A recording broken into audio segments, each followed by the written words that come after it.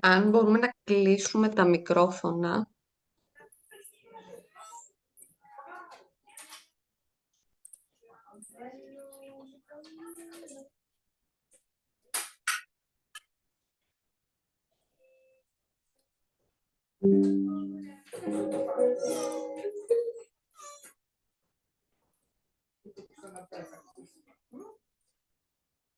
Αν μπορούμε να κλείσουμε τα μικρόφωνα. Ναι.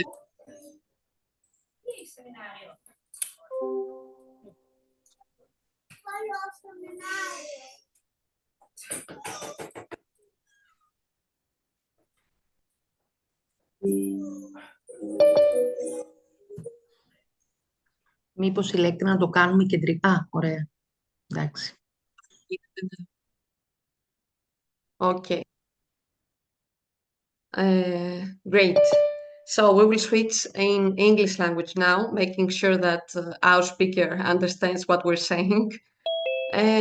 So hello everyone, and welcome to the first of our speaker series of the EU Gamer project. I'm Tsaknaki Elektra, a researcher in the field of extended reality technologies for cultural heritage mostly, a game developer, and also a member of the Game Developers Association of Greece. We are an association that aims to develop and promote Greek video games, as well as support and aid creators in the domestic and international markets. We recently started a project, EU Gamer, funded by the Bodosaki Foundation in the context of Build Serve project, with our partner Kek Daphne, an organization aiming at supporting the field of professional training and adult education. The aim of this project is to include in the education process games that promote social cohesion and uphold democratic values. Also in November, we will organize a game jam within the community, so make sure you follow our social media and join our Discord server to get more updates on that. As a part of this project, our speaker series try to introduce to our community relevant people that have been actively engaged with this issue. Today with us, we have Shirley McPhaul, an interdisciplinary scholar with over 10 years of experience in critical and comparative research, education, digital communications, and community outreach. She is driven by curiosity and the desire to help others navigate complex and sometimes accessible topics through dialogue, interactive content, and playfulness, especially in the areas of digital culture, games, and Web3. Today's speech will take place in English language, as you noticed, so if anyone has an issue with that, you can turn on the closed caption setting, and I would also like to inform you that we'll upload this video in our YouTube channel.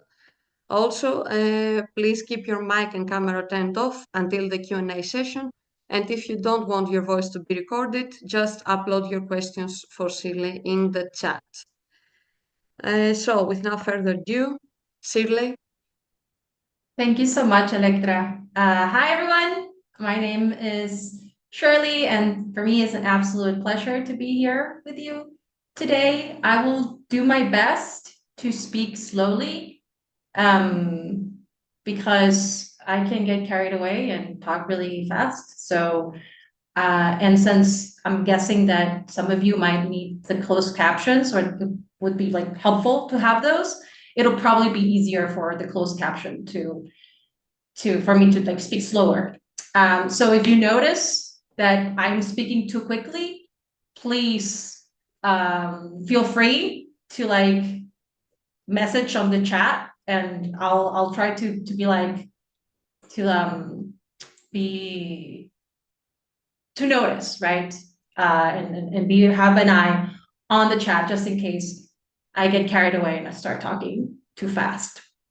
Okay, so just a little bit about me. Like Electra mentioned, I am but I would call myself, well, I call myself an interdisciplinary professional. I've been at it for over 10, 15 years now. I do public speaking, education, community outreach, and critical research and analysis. I was born in Latin America, lived most of my life in the Caribbean, and currently live in the Netherlands. So I've had quite a life experience so far. I have always been passionate about video games, but it wasn't until about 10 years ago that I began to formally study them in a rigorous academic setting. Since then, I started advocating and become really involved in both talking about the cultural value of games and the positive economic impact of investing in video game development as part of the creative industries. In 2018, I created a series of social humanistic seminars about the intrinsic value of video games outside of entertainment. It was called Videojuegos y Cultura, or Video Games and Culture. This was at the University of Puerto Rico, Rio Piedras campus, where I was a graduate student and later became a professor and was there for about 2 or 3 years. And then in 2019, I co-founded the Puerto Rico Game Developers Association and was very active in the community until last year when after 10 years of nonstop work, it finally caught up with me and I completely burned out. I was humbled by it, 0 out of 10. 100% would not recommend. So at that point, I had no choice but to step away from everything I had built at this point, including, advocacy efforts, my job, which I had what you could call a dream job as a director of education and community outreach at a local nonprofit back in Puerto Rico. And I had just to drop everything so I could take care of my physical and my mental health.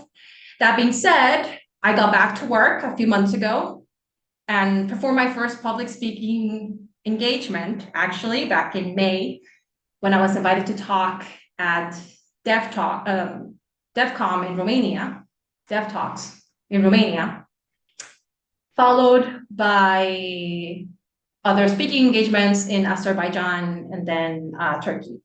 So, like I mentioned before, it is for me both a pleasure and an immense privilege to be here with you today.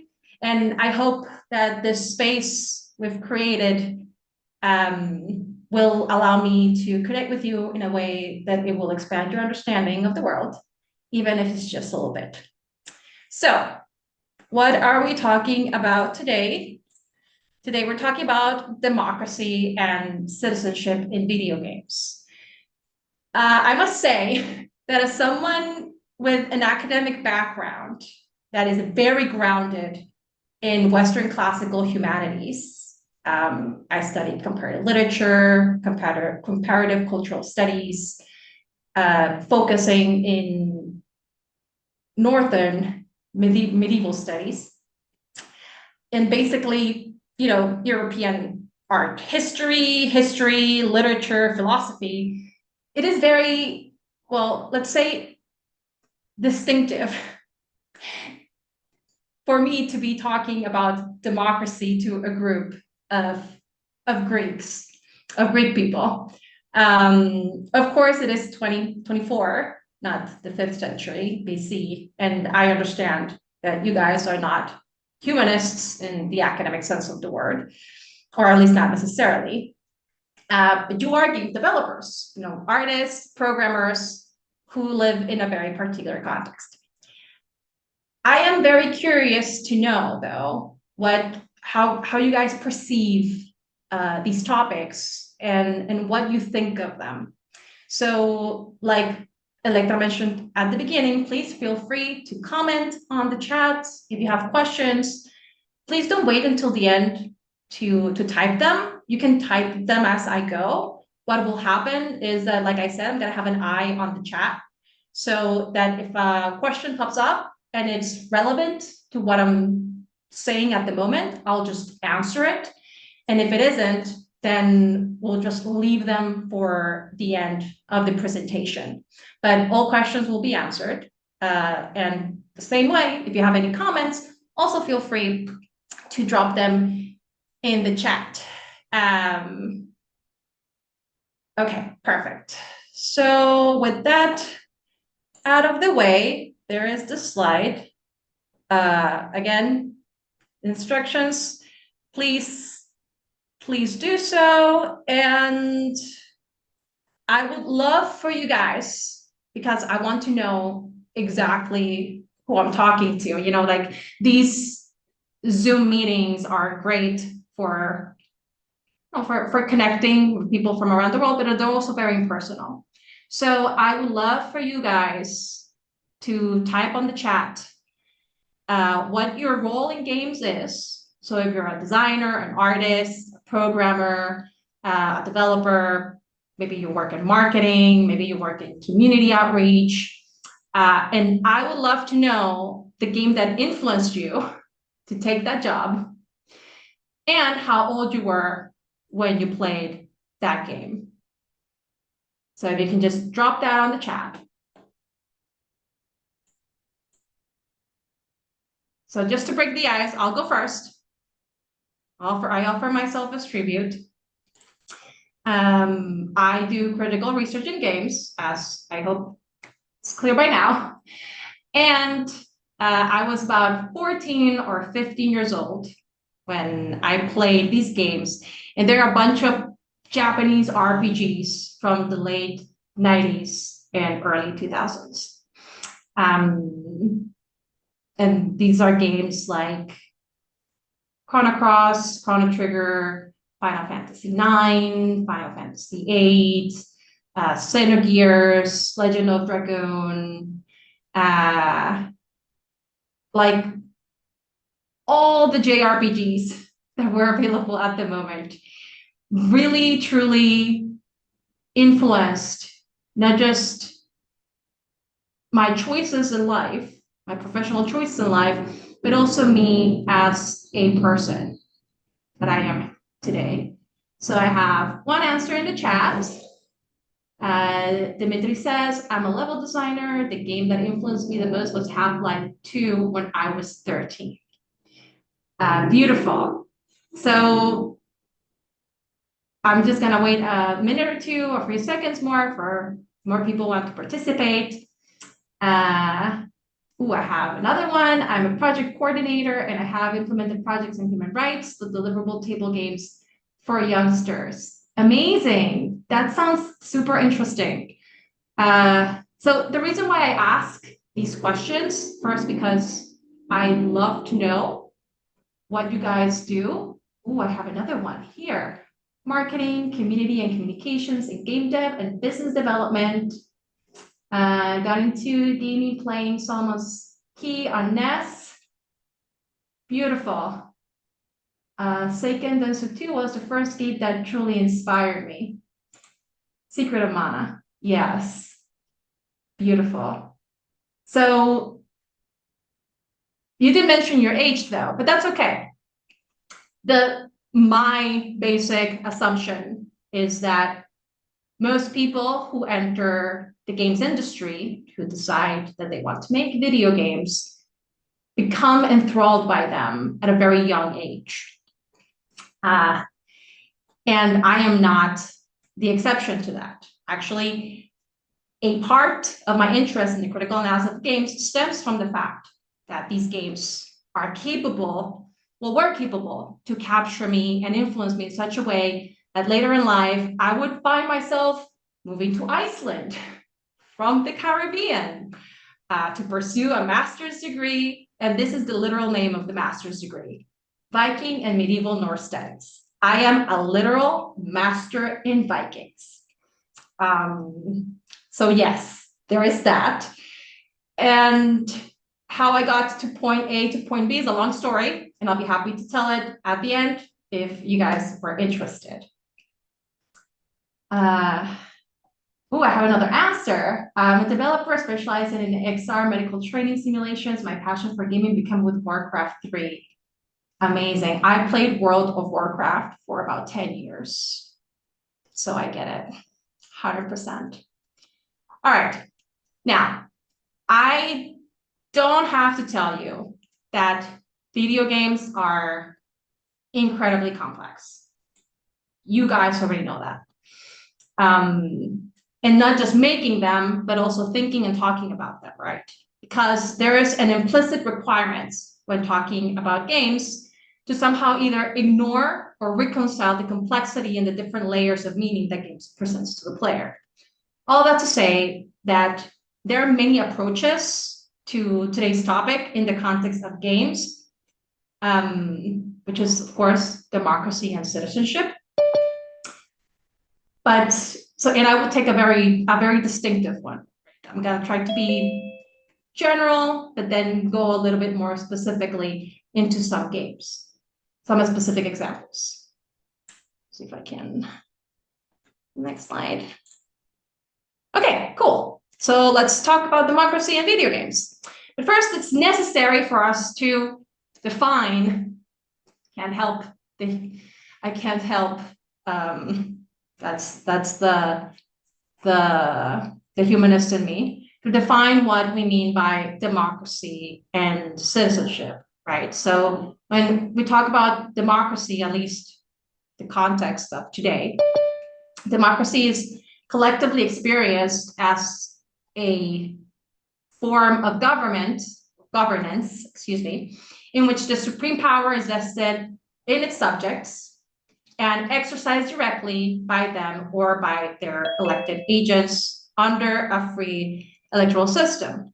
Individually, right, so how I perceive what democracy is supposed to be is experienced as an understanding that I as an individual have an equal degree of power when it comes to deciding what happens to me within my environment and all the complexities that that implies. Citizenship, on the other hand, can be defined as the character of an individual viewed as a member of society that comes with privileges and behavioral expectations in terms of duties, obligations, and all that. Now, in the context of today, right, we're gonna have just to simplify, we're just gonna say that democracy and citizenship refers to the idea that our human condition should give us citizens all equal access to the same rights and opportunities, regardless of circumstance, biological or otherwise. And those rights and opportunities come with certain responsibilities and consequence. And how is this achieved? How does this system achieve these things? Well, participation, right? By doing things like showing up to vote, it's probably the most basic one, but also getting involved in community activities, being aware of the community's needs and whether or not they're being met by the power that be, in doing things like calling out bad actors or criticizing decisions that may negatively impact a segment of the community. All of those things are important. That being said, well, it's also debate, conversation, dialogue, and ultimately decision-making that hopefully stirs the way the community into a reality where all are able to live their best lives, right? That being said, and I think this is important to mention, this is a necessary simplification, okay? Because, and I really want to stress this, because democracy, the idea and the concept of democracy and citizenship are extremely complex and are also attached to states, right? Which means that all of the things I just mentioned could and do mean different things in different states, in different jurisdictions. For example, for the longest time, women and minorities were excluded from what today would we consider, right, fundamental democratic rights. And they were excluded from these protections that now we, with the most of the world, I think, take for granted. And that's because democracy is fragile, right? It's a human construct, and it can be eroded, especially over time, so that not even human rights are guaranteed. And to some individuals out there, some people are more human than others. And that has always been the case as it is exemplified through human history. So I choose to stick with an oversimplified definition when it comes to the context of games, because games are very complicated systems that need to be expressed in the most simple of ways. So it just seems appropriate. So how does democracy and citizenship manifest in games?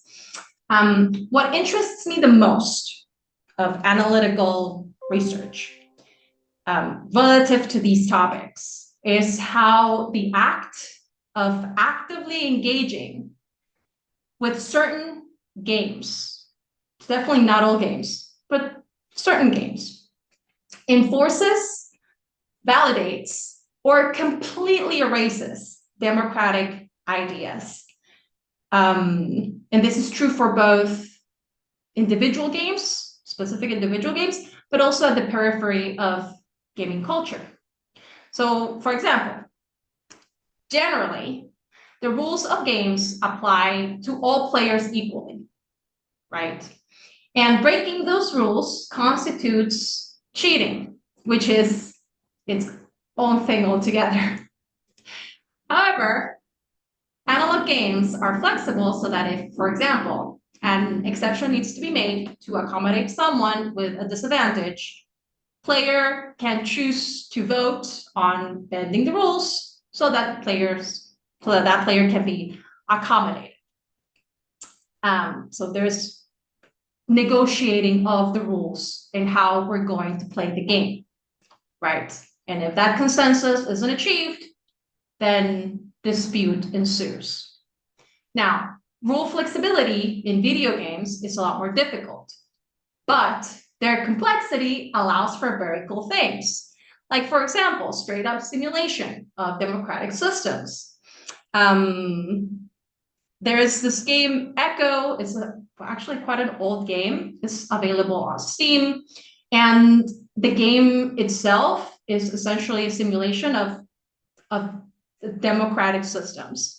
There comes a point in the game when you need to essentially stir humankind by democratic voting, and depends on the decisions that you make throughout the game, so that a meteorite will destroy humanity. And it requires collaboration and cooperation. Then there is the inverse. We have games that exemplify other types of governance. In this case, Tropico is a great example, I think, because in this game, you play as el dictador, el presidente, who has a very thick Cuban accent, and it's clearly a parody of what we think Cuba and, I don't know, I guess some communist systems look like, even though it doesn't. It's really not necessarily. Anyway, not gonna go into that. But Tropico is also a good example of how draconian, games rules can be when it comes to strategy games, because usually the player has all the power, and the player gets to make the decisions of where all the resources go. There are very few examples of games where the player has to negotiate, unless it's a multiplayer game, right? There are very few examples of games where, like Echo, where the player has to negotiate within the game on how those resources are going to be distributed. And I think it's very interesting. So there are straight up simulations, then choose your own adventure games or narrative-based games. This type of games are designed to make the player feel like their input is steering the narrative, excuse me, and that what they do has some meaningful impact in the game's world, when in reality, all the possible choices are already inscribed in the game. So there is an illusion of choice, where there's actually no choice. An example of that, and the reason why it's such a feat, is Baldur's Gate. Baldur's Gate has so many ways of being played, and the player truly feels like they have free of choice. Like every single choice they make seems to have an actual consequence on the path of the game. But of course, it's just one more decision down the decision tree. And then there's things like D&D and Pathfinder or tabletop paper RPGs, where the player has even more agency, and the player is able to negotiate the rules of the game with the dungeon master. But at the end of the day, the dungeon master is the draconian overlord of the game, and he or she gets to make all the calls. Regardless, these games are great examples of how we practice this, or how we practice and we validate our beliefs in these democratic systems. Then, in the periphery of games, there are game communities. Game community in Discord, server, or even an association like this one are in constant conversation and negotiation so that the community can grow in a determined direction, right? And that requires participation, requires for people to care and move together towards one goal. Then the most interesting, or well, I think is the most interesting, is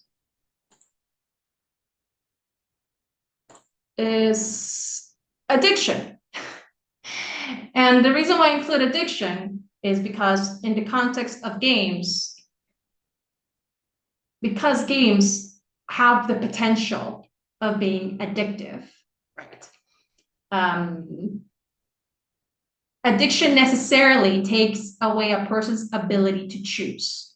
Someone who becomes addicted to gambling, or who becomes addicted to playing X or Y game, no longer has the ability to choose whether they play or not. Some games also leverage addictive game mechanics to retain players. So that's what gambling is. And the compulsive loop, which is game designers here know, is a dopamine-inducing design technique that essentially makes the player want to keep playing the game, not necessarily because of the game's content, but because the way that the game or that loop is designed, it creates this dopamine feedback on the player's game. So it's the same tactic used by social media. So things like TikTok or Instagram, or particularly TikTok, when you're just scrolling, it's kind of like the moment when you like scroll, that fraction of a second between the motion of your finger and the next video popping up, and kind of like wondering what the next video is going to be. It's dopamine inducing. And well, gambling applications use this. The ethics of this is a completely different conversation altogether. It is one of my research interests. So it's something that I've been absolutely obsessed with the past few months. And I would love to talk about it more if that's something that interests you. But moving on. So when it comes to, games that allow us to explore or express democratic ideals versus games that trap us and completely take away our agency by this compulsion loop, for example, there are also games that follow in a gray area. And these are the most interesting kind, if you ask me. And these are persuasive games, right? And the definition of persuasive games, according to video game scholar and designer Ian Bogost, who described, in his book, Persuasive Games. I believe that the first print is from 2007. He did a great job at describing them. So I'm not gonna go too much into detail here, but because we all know that games can be persuasive at different levels, which is why we have things like serious games, and educational games, gamified systems. And these games are very particular in the sense that they communicate a very specific message. Okay, there is a very clear, well, that's not true. Sometimes it's not as clear. There's a very specific message being communicated. The goal of, or the purpose of creating the game goes beyond just playing the game or just finishing the game. So that's why educational games fall under this definition, because a person, you don't play Duolingo. You don't play Duolingo because you want to be entertained, right? You don't play Duolingo because you love it. You play Duolingo because it teaches you some vocabulary, or maybe because you don't want to lose your streak, or maybe because Duo popped on your notifications and somehow, and was really mean to you. I don't know why that works, but it does. So these type of games are very intentional, okay? In the fact that they're trying to communicate something to the player that is outside of the game. Some of them do it implicitly, others do it explicitly. The ones that I just mentioned, serious games, educational games, gamified systems, do it explicitly.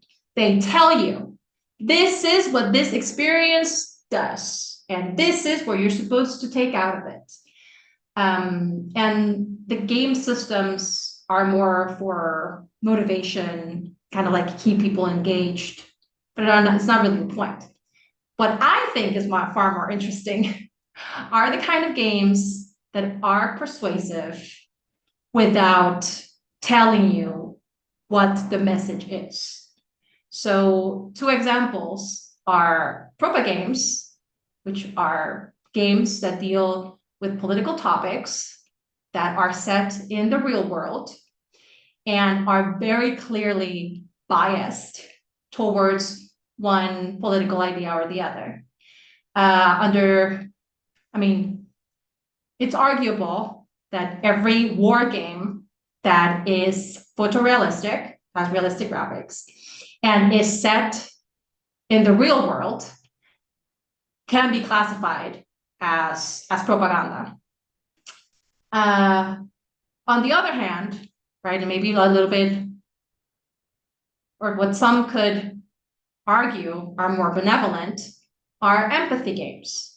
Games that very purposefully are designed to make the player empathize with other groups, right? So I'm going to talk about this example a little bit later on, but Papers, Please is an example of this. The game is very much trying to put you in the shoes of someone who has to make very difficult decisions. I'm getting goosebumps just talking about it. And it is very effective, or I think it's very effective. But it's not, it is effective for the same reason that I studied literature and not history, which is history. There's an implication that history is telling you the truth, whereas literature is not trying to do that. And in the not trying is a lot more honest, right? Than in proclaiming that there's some tangible truth in it, which makes these type of games that much more influential and potentially dangerous. So why does this matter, right? Well, it matters for a lot of reasons. But I think that the bottom line is that video games allow players to enact low-stakes agency in a context that feels important and consequential, right? And giving away for environments where, or giving way for environments where we can simulate the most difficult parts of living in democracy and standing by democratic ideals. Ideals like, you know, like freedom of speech, and all that jazz. And unlike narrative, right, that requires full immersion in story, suspension of belief, identification with characters, to be truly effective, I would argue that participating in intentionally designed and constructed games that may be conducing to be a lot more effective in terms of persuasion and can be helpful. So if the player is given the choice, for example, to break the rules or enforce them in a way that it imposes their will, right, in a way that it aligns with the moral values, then those moments become very effective. And of course, here, again, like I mentioned before, I have to mention Papers, Please.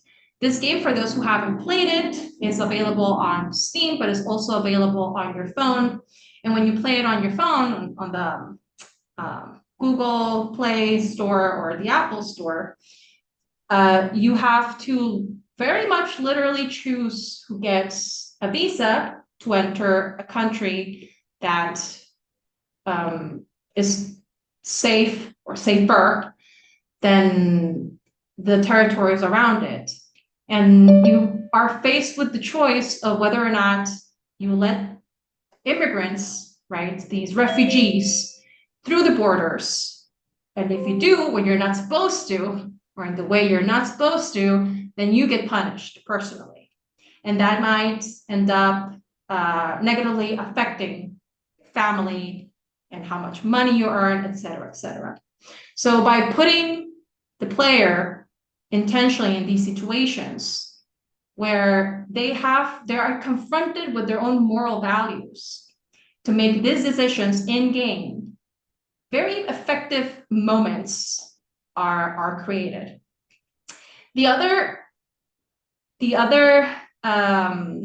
type of decision that I think is very effective is when players are forced to make decisions that go against their moral values in a context where they had choices before. So you had a choice and I take it away. As well as when the illusion of choice is broken. So for this Undertale 2015 game, one of my favorite games that I've played in my life, every single person working in games should play this game, not so much because of the content, but just because I believe it's masterfully designed in terms of narrative. And Undertale, depending, you know, if you play it as you're supposed to, as the unknowing player, then it just takes you on this ride where you have to confront, where you think you have all of these choices. Then you realize that suddenly you actually have more choices than you thought you did. But if the more you play the game, and as you go through the different phases of the game, the more narrow those choices get, until the player is faced with the choice: do I continue to play the game and see what happens with the narrative, or I stick to my values and just don't play the game at all? And I'm saying it this way because I know it's kind of like enigmatic, but it's because I don't want to spoil it, even though this game is almost 10 years old at this point. I don't want to spoil it if you haven't played it yet. 10 out of 10, 100% recommend. So the player's meaningful agency is so important because games like Democracy need to be engaged fully in order to be effective. And the moment we are no longer willing to play by the rules, we decide to stay in our bubble and refuse to participate, we're no longer playing the same game as everyone else. And that's a problem. And there are many ways I could go on with this from here, but I feel like I've been talking for way too long at this point. So I am just gonna rush through the rest of my slides real quick. But the last thing that I wanted to touch on is how these games, right, really can benefit us in the real world. And specifically on a topic that is one of my favorite topics to discuss, and is one of my subjects of research, which is the perception of otherness. And otherness, this is, you just define it as that which is different than me. Okay, so if I am a woman, I am white, or I present as a white woman of Latin American descent, or a Latin American background, then anything that is different than me would be another. That is one way of looking at it. So because we won't always like our neighbors, and living in a globalized world demands we learn to live with diversity, and that can be very hard, right? Especially when the practices are radically different or even contradictory our own worldview. But tolerance and difference is necessary for a democratic state, right? And RPGs are very good at showing that. Where a bunch of people from different backgrounds come together to embody their best selves and save the world. And here I want to give an honorary mention to Final Fantasy IX, which was published in 2000, and was one of those games that really influenced me. And it's also one of those games that had a non-binary character, which is Guina. Throughout the entire game, they were referred as they or he/she. Sometimes just one or the other. It was kind of confusing, but it didn't really even matter at the end. And it was a game that really, really made it a lot easier for me later in life, coming across to things that were just radically different, to be accepting of them. To be like, you know what? That's actually not that weird. But I was 13 or 14 when I played this game, and those things stay with you. So on the other hand, there is also like the more meta sort of aspect of it, which is when we give agency to minorities to voice their perspective, and we get things that are radically different from the mainstream. An example is this War of Mine. It's from a Polish studio, published in 2014, and it's war from the perspective of not the warriors who are coming to fight the war, but the people who are surviving it. And that gives you a very different take on the same scenario, the same situation, from two very different perspectives. There are two very different experiences. Then another example is Demba, which was super decorated this year in the Game Awards. And it's just a story, it's just a narrative game about cooking and about family. And it's really easy to empathize with the story because, you know, we all have families, even though we may be different and come from different backgrounds and have all this diversity around it. So just to finish, it's arguable that playing a variety of games allows the player to put themselves in so many different contexts and situations that they would not have access to in the real world, allowing us to directly or indirectly practice skills necessary for democracy in a globalized world by encountering culture and human differences in a familiar and safe context through games. So at the end, I guess the bottom line is democracy and citizenship are represented, enacted, practiced, and stimulated through games. And I'm gonna finish with that. Thank you so much for your attention. I really appreciate y'all.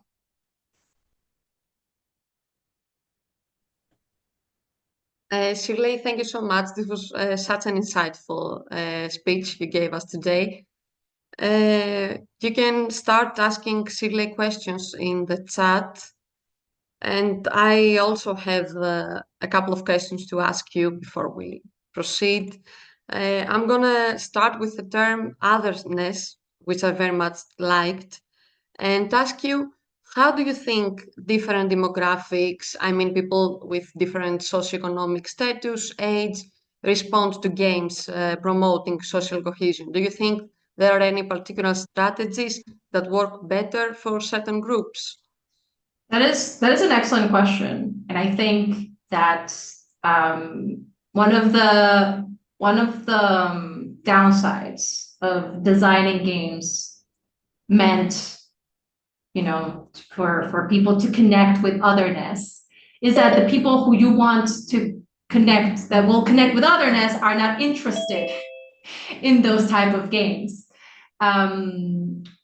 So I think that we need to meet people where they're at, and, you know, all kinds of factors are going to affect whether or not someone decides to play and engage with the game. And that's why it's so important for more indie games to exist, yes, but also for mainstream games to include more of these type of topics and just small details, so that more people will be exposed to them, because something that really bothers me is not the right word. It's something that I feel I have a lot of contention, I guess maybe is the right word, about in terms of serious games and persuasive games that are very direct on their message, is that I know they're effective, right? But not a lot of people engage with them. So how effective are they really if they're not being consumed? Whereas you have something like Fortnite that is played by a gazillion people, and having, you know, a meaningful message, meaningful details put in these type of games could be meaningful. But then again, you have to meet people where they're at, because if you're not careful, then you get the pushback, the discourse of, oh, you're making everything woke, and you're trying to push, which is a very, very popular discourse in the United States right now, and just this idea that you're trying to push these things onto people, which maybe that's true, but is it a bad thing? I mean, that's where the real conversation is, right? Because is it a bad thing that we're trying to make content and media that shows and teaches people to be tolerant of difference? I mean, I don't think it's a bad thing, but they won't engage with it, so it's tough.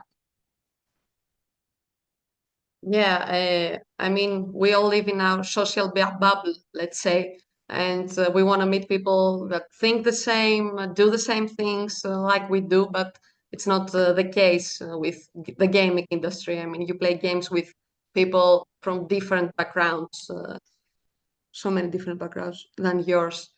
Yeah. That also brings me to my next question. Uh, Another issue is, how do you measure the success of a game in terms of its impact on social cohesion and democratic engagement? Yeah, that is also a great question. There is research that has been done in terms of the impact of persuasive games and how effective like serious games are. But at the end of the day, when you look at the type of games that I'm interested in, which are those that are a little bit more insidious, not necessarily in a bad way, it's very difficult to measure. But what is interesting is that when you ask people, like maybe there's not quantitative data, but when you ask people like what their experience was, whether this game like changed you, there are so many people out there that have so many stories about the impact games like Pokemon had on them. Pokemon, for me, Pokemon was incredibly important when I was growing up. And I know this is not very scientific, but if you go to Reddit and go through the forums, and I like Reddit for in terms of like seeing, like getting a feel of what people think about things, because usually in Reddit, people are just like saying whatever. Sometimes it's terrifying, horrifying, but some other times you can really get an insight to what people think about a certain game. And when you read about Pokemon and just the beautiful things that have come out, people just having access to the game and playing not just like Pokemon Go, right? It was a like huge phenomenon, but also like the old school Pokemon Red and Blue when they came out like a gazillion years ago. So as in terms of statistics, I think it's very hard to measure, because also these are games that also affect you even to a subconscious level. So I think that just even asking, like having a proper survey, I don't know. I don't know if I would even trust that completely. But I mean, we know that people lie in questionnaires, so you don't always have to rely on questionnaires to gather feedback. And yeah, Reddit could be a valuable insight, for game developers. So we have a question in the chat. What approach should be adopted by educators to effectively include video games in the educational practice, in your opinion? Ooh, I love this question because I was a teacher for a very long time. So a thing about video games or games in general, when you use them as educational tools, is that games, in order to be games, are voluntary, right? You need to engage with them because you want to. And when you have a big classroom, especially if you have adults, sometimes it's very, very difficult to have adults participate. And I can give like just today's presentation as an example. At the beginning of the presentation, I asked people to share a little bit about themselves on the chat. And only a handful of people responded, which is what I expect.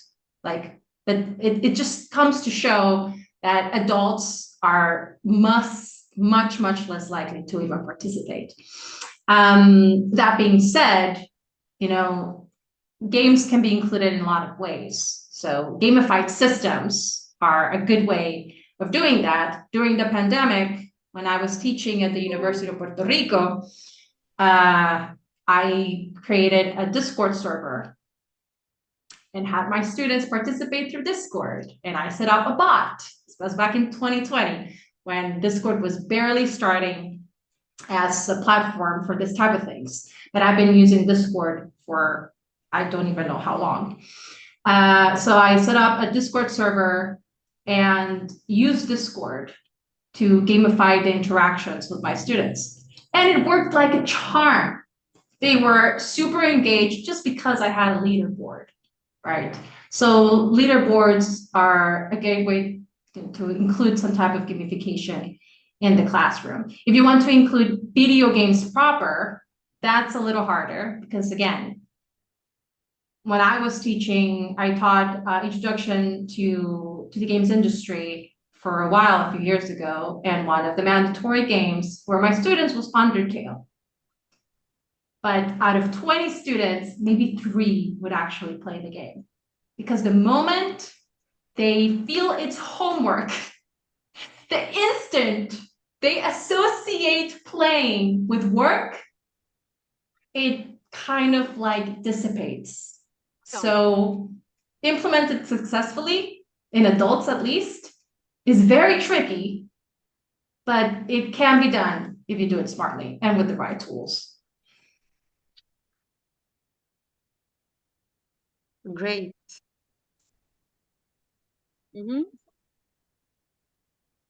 Someone wants to ask a question, I think. Okay, no. My last question. Yeah.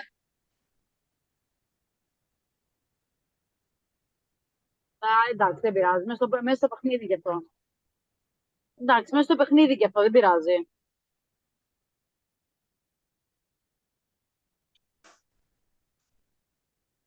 Εντάξει, δεν πειράζει. Okay. So my last question to you would be a generic question. What trends do you foresee in the gaming industry regarding the promotion of the social issues we talked about? That's an interesting question. So because the game creation cycle is about 2 to 3 years, so from the moment of inception to the moment of publishing a game, again, it's a very hard thing to make, right? It's a miracle that most games get published. But because the production cycle is so long, that is very hard to predict. It can be possible though, because if you look back, there are moments in time where you see like the trends, socio-cultural trends affect what type of games get published like 3 or 4 years later. So for example, back in 2014, well, actually, I think it was before that, between 2011, 2014, when feminist frequency was a thing, and in 2014, Gamergate happened, which, long story short, was this hateful movement against video game criticism, but specifically women and feminist theory applied to games criticism. It's very interesting to see that in 2017, 2018, a lot of games with female characters were published. Like that was Horizon Zero Dawn. That was a time where Gears of War introduced their playable female character. This was Nier Automata, Hellblade, Senua's Sacrifice. Like there was kind of like a bunch of games that were centered around women as protagonists that came about 3 years after these things happened. So right now, our world is so messy that it's really, really, really difficult. And it's really difficult to predict, at least in terms of our social cultural situation now, because right now, there are questions about democracy. Just look at what's happening in Venezuela right now. Like, Maduro has completely taken over the country, and it's just, and it makes us question, because what do we do? What is the world supposed to do to enforce democracy? Like, sanctions? He doesn't care about sanctions, right? But these problems are so incredibly complex, like the war in Gaza, the conflicts all over the world, that translate them to pieces of media that take so long to produce, that necessarily require a lot of capital, that need to make a return of investment in order to be funded. It makes me very skeptical that we'll see anything that reflects this at all, because it won't get funded, period. Because it could be too disruptive, it could be too heavy, there's just too risky for investors. So I don't know. I hope to see more diverse games. I hope to see more indie games.